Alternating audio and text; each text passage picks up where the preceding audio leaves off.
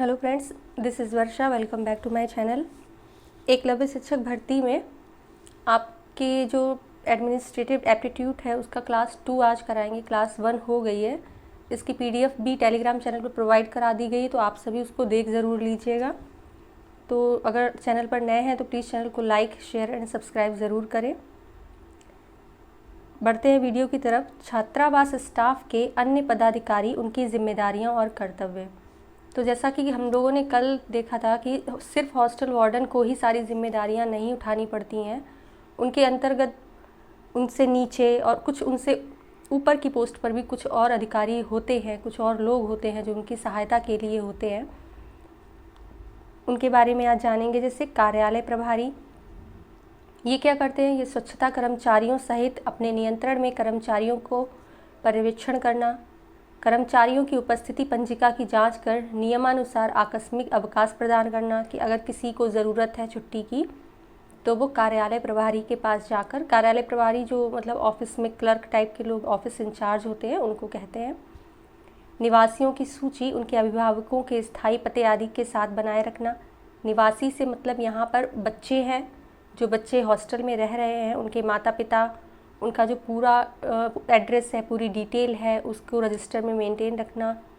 ठीक है। Stock register, जमा रजिस्टर, अनुबंध रजिस्टर आदि जैसे विभिन्न रजिस्टरों को बनाए रखना। छात्रावास में संविदा कर्मचारियों के वेतन, ओवर टाइम से संबंधित सभी बिलों की जांच और सत्यापन आदि जो है वो ऑफिस इंचार्ज की ही ड्यूटी होती है। नेक्स्ट है छात्रावास के वार्डन अधिकारी के हस्ताक्षर के तहत कोई बकाया नहीं प्रमाण पत्र जारी करना। मतलब अगर किसी का कोई ड्यू है, ठीक है, तो जो प्रमाण पत्र है वो यही जारी करेंगे और जो सिग्नेचर है वो हॉस्टल वार्डन करेगा। ठीक है। नेक्स्ट है कार्यालय प्रभारी, वरिष्ठ अधिकारी द्वारा सौंपा गया कोई भी अन्य कार्य जो होगा वो कार्यालय प्रभारी करेंगे। नेक्स्ट बढ़ते हैं। केयर टेकर सुपरवाइज़र, ये छात्रावास के कमरों की मास्टर सूची तैयार करना कि कितने बच्चे हैं, कितने रूम्स चाहिए, रूम साफ़ हैं या नहीं, ठीक है, किस रूम में कौन सा बच्चा रह रहा है, उनके पास अध्ययन के जो सामग्री है वो है या नहीं है, नवीनतम तस्वीरों के साथ केंद्र, स्कूल, स्थानीय और स्थायी पता आदि दर्शाया गया हो कि इस रूम में ये बच्चे रह रहे हैं। ये सारी चीज़ें जो देखना है वो केयर टेकर और सुपरवाइज़र की जिम्मेदारी है। नेक्स्ट है कमरे आवंटित करने में वरिष्ठ अधिकारियों की सहायता करना। छात्रावास के कमरों की चाबियों के लिए केयर टेकर और सुपरवाइज़र ही जिम्मेदार होते हैं।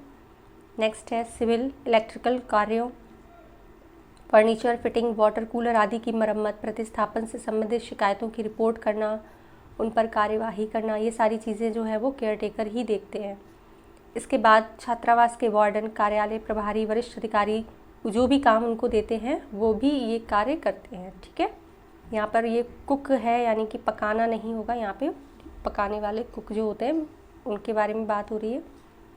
तो मेष पर्यवेक्षक के मार्गदर्शन में समय पर भोजन तैयार करना, भोजन और रसोई की सफाई, रसोई के उपकरणों का रखरखाव सुनिश्चित करना, और मेष पर्यवेक्षक द्वारा सौंपा गया कोई भी अन्य कार्य जो है वो कुक करेगा। ठीक है, कि खाना जो है वो सही से पकाया जा रहा है या नहीं पकाया जा रहा है, सब्जियां धुली हैं, दाल चावल जो भी बन रहा है वो सब साफ़ सुथरा है या नहीं है, ये सारी चीज़ें देखना कुक की जिम्मेदारी है। ठीक है। नेक्स्ट है हेल्पर। तो हेल्पर देखिए क्या करता है, ये खाना बनाने, सब्जी काटने, सब्जी साफ़ करने, चपाती बनाने आदि में रसोइये की मदद करते हैं। जो भी काम उनको मेष पर्यवेक्षक देता है वो हर काम ये करते हैं। भोजन परोसना, स्वच्छ पेयजल की व्यवस्था करना, रसोई, डाइनिंग टेबल, बर्तन आदि की साफ़ सफाई करना, हर बच्चे को प्रॉपर खाना मिल रहा है या नहीं मिल रहा है, कोई बच्चा भूखा तो नहीं रह गया, तो ये सारी जो जिम्मेदारी होती है वो हेल्पर मैश करते हैं, देखते हैं। ठीक है। नेक्स्ट सुरक्षा गार्ड देखते हैं। तो सुरक्षा गार्ड क्या करते हैं, ये सुनिश्चित करते हैं कि छात्रावास से संबंधित कोई भी संपत्ति अधिकृत व्यक्ति द्वारा नहीं हटाया जाए। प्रवेश बिंदुओं और कार्यालय कक्षों की चाबियों को सुरक्षित रखने की जिम्मेदारी भी इन्हीं की होती है। ठीक है। कोई भी ऐसा व्यक्ति जो थोड़ा सा भी मतलब अलग बिहेव कर रहा हो, उसको हॉस्टल के आसपास नहीं घूमने देना है, उनको हॉस्टल में एंट्री नहीं देनी है। ठीक है। चोरी, तोड़ फोड़ या आग आदि के मामलों की रिपोर्ट तुरंत हॉस्टल अधिकारियों को, सुरक्षा अधिकारियों को दें। छात्रावास प्राधिकारी, सुरक्षा अधिकारी, छात्रावास के वरिष्ठ अधिकारी द्वारा सौंपा गया और भी जो भी कार्य एक्स्ट्रा होता है वो सुरक्षा गार्ड करते हैं। ठीक है।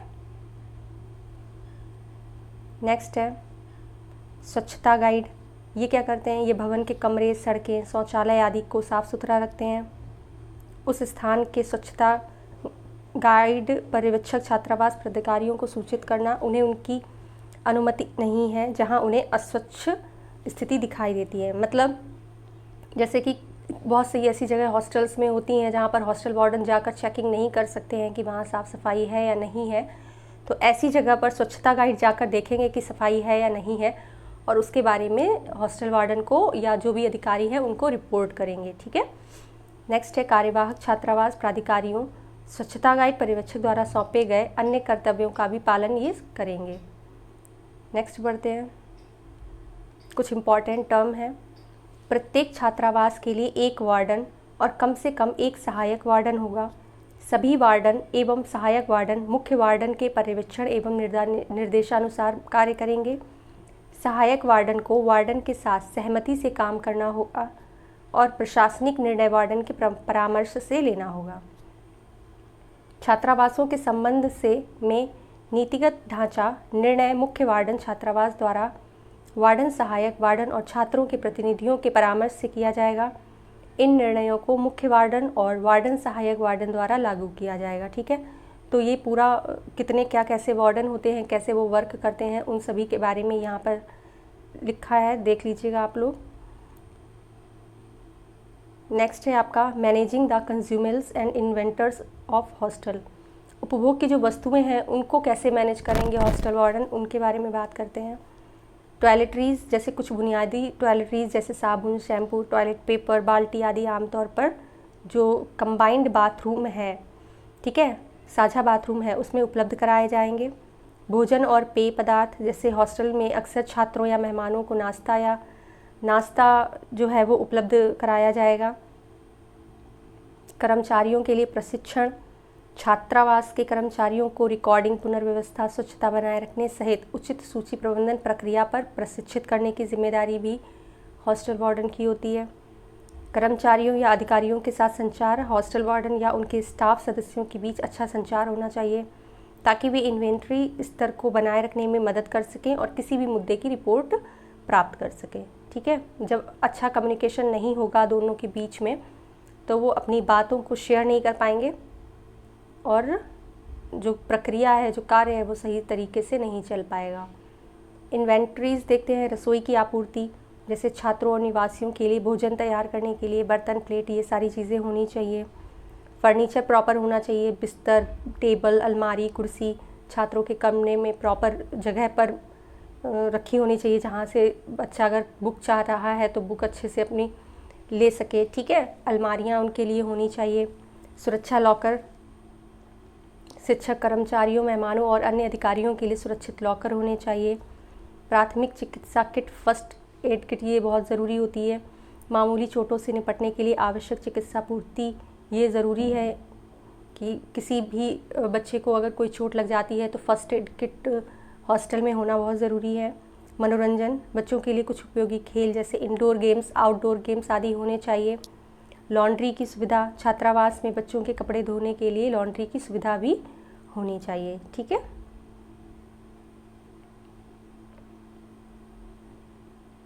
नेक्स्ट है management of consumers and inventories. तो इसको मैनेज कैसे करेंगे?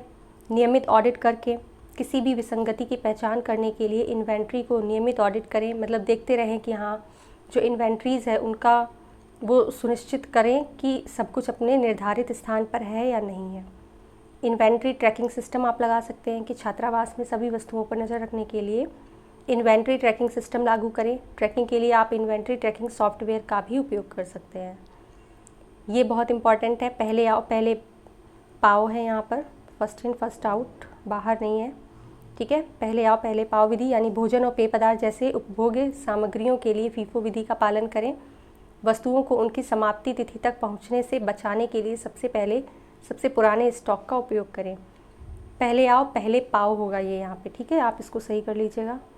नेक्स्ट है नियंत्रण पहुँच। चोरी या गलत संचालन को रोकने के लिए अधिकृत स्टाफ सदस्यों तक इन्वेंट्री भंडारण क्षेत्रों तक पहुंच सीमित करें। अपशिष्ट में कमी, अपशिष्ट और खपत को कम करने के लिए स्थायी प्रथाओं को प्रोत्साहित करें। ऐसी चीज़ों का यूज़ करें जो रीयूजेबल हो, ठीक है, जिनका उपयोग करने के बाद हम उनको दोबारा भी उपयोग कर सकते हैं और जो पर्यावरण के अनुकूल हो, ठीक है। नेक्स्ट है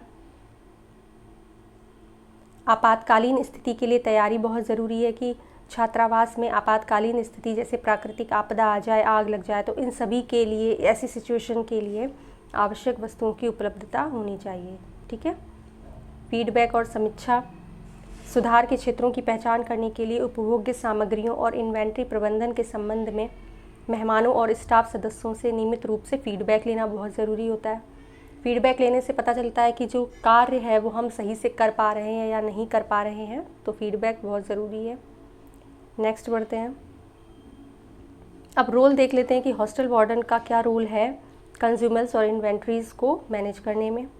खरीदारी और ख़रीद, हॉस्टल वार्डन आमतौर पर उपभोग्य सामग्रियों और अन्य आवश्यक वस्तुओं को खरीद की प्रक्रिया में शामिल होते हैं। वे सभी चीज़ों का रिकॉर्ड रखते हैं और अन्य श्रमिकों की जिम्मेदारियां साझा करते हैं, ठीक है। ये नहीं कि सिर्फ सारा काम हॉस्टल वार्डन को ही करना है, जो भी लोग वहाँ पर इसके लिए जॉब पर रखे गए हैं उनको सभी को काम बांटने की जिम्मेदारी जो होती है वो भी हॉस्टल वार्डन की ही है। नेक्स्ट है इन्वेंट्री प्रबंधन।